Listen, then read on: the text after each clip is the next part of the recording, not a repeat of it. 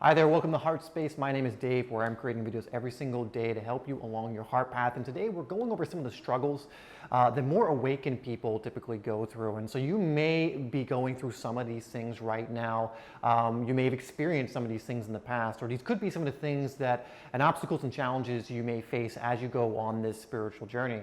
What we have to understand or become aware of is that waking up or becoming someone who is more awake and has opened their eyes and sees more of the truth is not at the moment on this planet necessarily a very common thing. Yes, more and more people are awakening, but still it's the vast minority of people who have gained these awarenesses, have had these insights, have been drawn to these things, even though millions and millions and millions of people have.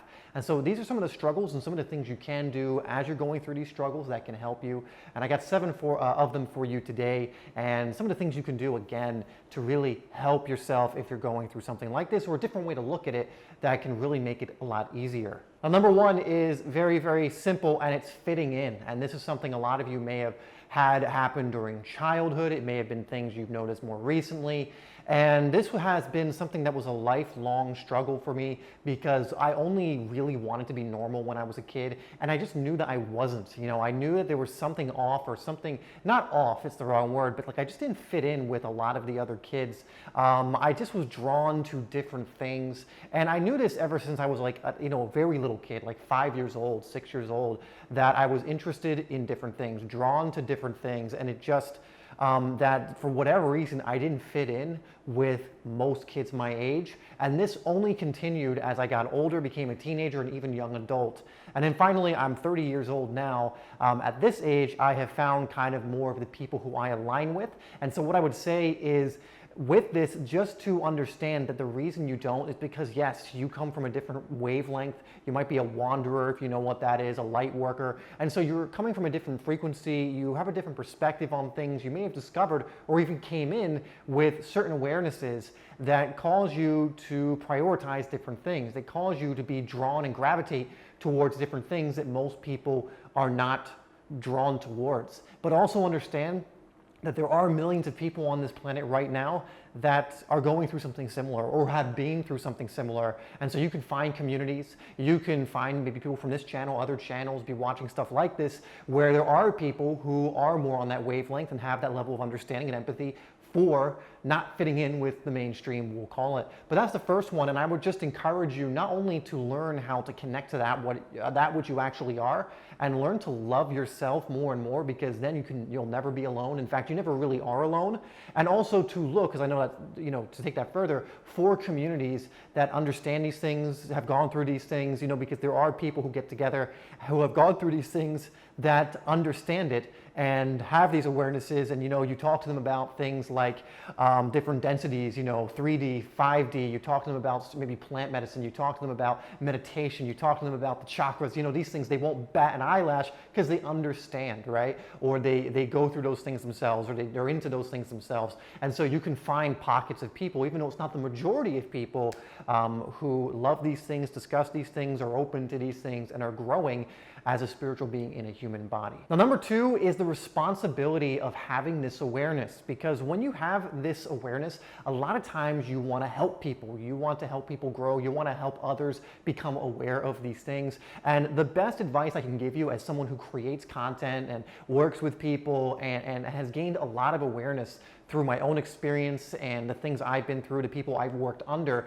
And this is seriously the people who are doing this at a very high level, who are, again, on this same wavelength, but have been doing it for a long time or are very, very developed. They always come from a place of just being the invitation and example. And it can be very easy with this burden of responsibility, thinking you need to save the world, you need to teach people, you need to expand awareness. But understand, if you are doing that for yourself, filling your own cup, becoming more aware, learning, applying the inner work, all of that stuff, you actually are helping so many people through your example and invitation. And when you are shining your light as brightly as you can, as fully as you can, even though you may not know it, there are people who will watch you, there are people who will be observing, that will be drawn to that, and your mere presence will give some of these people permission to do the same. And so what I would invite you to do, because I know it feels like a burden sometimes, I know it can feel like a huge responsibility. You know, for myself, who has been drawn to doing stuff like this, I fall into this sometimes, and I have to remind myself of this. My job is just to guide, not to tell, to invite, not to force, to illuminate what is possible, not to tell which possibility the person should follow. And when I started doing that, it became much easier, even though I still have that level of responsibility to a certain degree. I now know my job is to shine and be the example, and if people want to take that on board, take something from that, apply something in their own life, that is their choice and discernment and decision to make. But that is a struggle a lot of people who are more aware, have awakened, go through. But that's the best way I've found to move forward with it, is to really focus on shining your light and being the example, and allow people to do with that what they will. Number 3 is people who are more awakened have a lot of trouble being around, I just like to say, unintentional energy. So this could be large crowds of people who are not awake, so their energy's all over the place, probably lower, cities, again, just this kind of environment. And really the solution to this is to remove yourself from those environments, or learn how to protect your energy when in them. I typically avoid crowds, I typically avoid gatherings, because I don't really get much out of it. And if I am going to go to something like that, I'm going to want to know it's people that have been doing the work, going through these processes. You know, they're very intentional with their energy, because in the collective energy of the group, the room, the crowd will be calibrated to something more in alignment with my own. And so this is something, again, people who are highly awake really struggle with. It's, you know, sometimes can feel like you're crazy because you might be in a room of people who don't have these levels of awarenesses. You're there and you might feel like you have to come down to match their awareness. And that's something I struggled with for a very long time, almost thinking like, I need to try and help them get up here. But again, be the invitation and example, and you don't need to be in that circumstance to do that. Again, you know, if you are a really good invitation and example, the right people will find you and learn from you if that is what they choose to do. And so this is another struggle of highly awake people. My advice for this one is simply get out of those environments that suck your energy dry, or that really do harm to your energy and don't allow you to be at the wavelength you want to be in, or the frequency that you want to be in. And again, you can find groups and crowds and organizations and communities that calibrate more to the wavelength of the energy you are in. Number 4 is a big one, and they struggle with fakeness. People being disingenuous. Because why? You can feel it. You know when someone's being fake.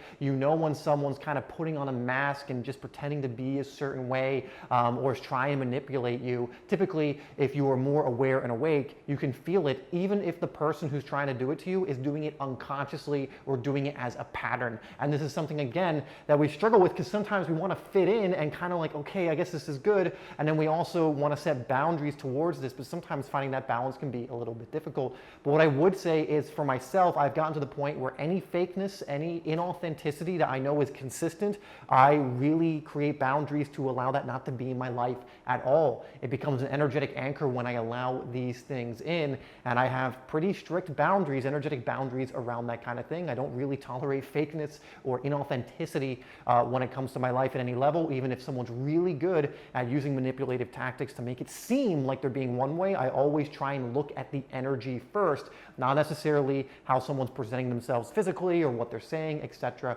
etc., or whether they say they're whatever. It doesn't matter. They're spiritual, they're this or that. And so this is something, again, that I think a lot of more awakened people struggle with. Is it's really hard, at least I'm sure you felt this at some point, I felt this as well, to be around someone who is so clearly being misaligned, disingenuous, or whatever else it is. 5 is loneliness, and we touched upon this a little bit, but it can be very lonely to go on this journey, because where you are right now, it might be that very few other people around you are aware or even interested in expanding their awareness or growing or understand that they're a spiritual being in a human body, all these different things. And we've already talked about some solutions to this, to finding your tribe. You know, with the online world, we can do this. You can also do things like take leaps of faith and literally move countries. This is something I did 4 or 5 years ago when I moved to Thailand, and I'm going to tell you right now, it changed my life, the energy in my life, because the energy of where I wasn't congruent, and it created this contrast where I just felt worse and worse and worse, and my heart kind of led me to moving and actually having my physical environment match that of my inner.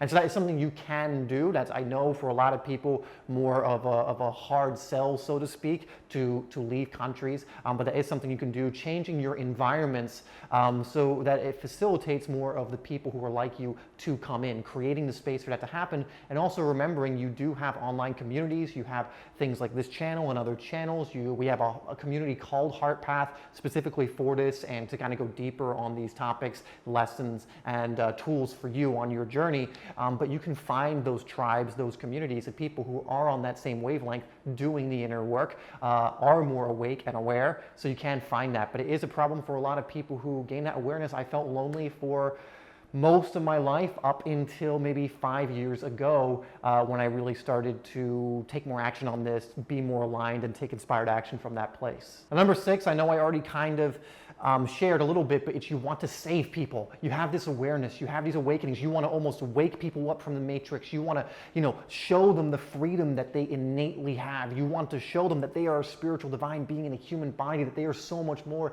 than this physical world. Again, the issue with this is we cannot influence free will, and it's the decision of others to whether they want to come to that or not. But if you are the invitation and example, like we've been talking about, those who resonate with that will start moving closer to you into that light. The landscape and the pathway is now illuminated, and it gives them more options. Then it's up to them to choose. And again, if you're a wanderer, if you're someone who, again, is very empathetic and you have these awarenesses, it's very almost seems natural to want to do that, but it can get a little pushy. It can get to a forcing place where you actually turn people off from it. I used to do this when I first got into self-development. I was trying to throw books at people and be like, you should read this, do this, do da-da-da, and all that kind of stuff.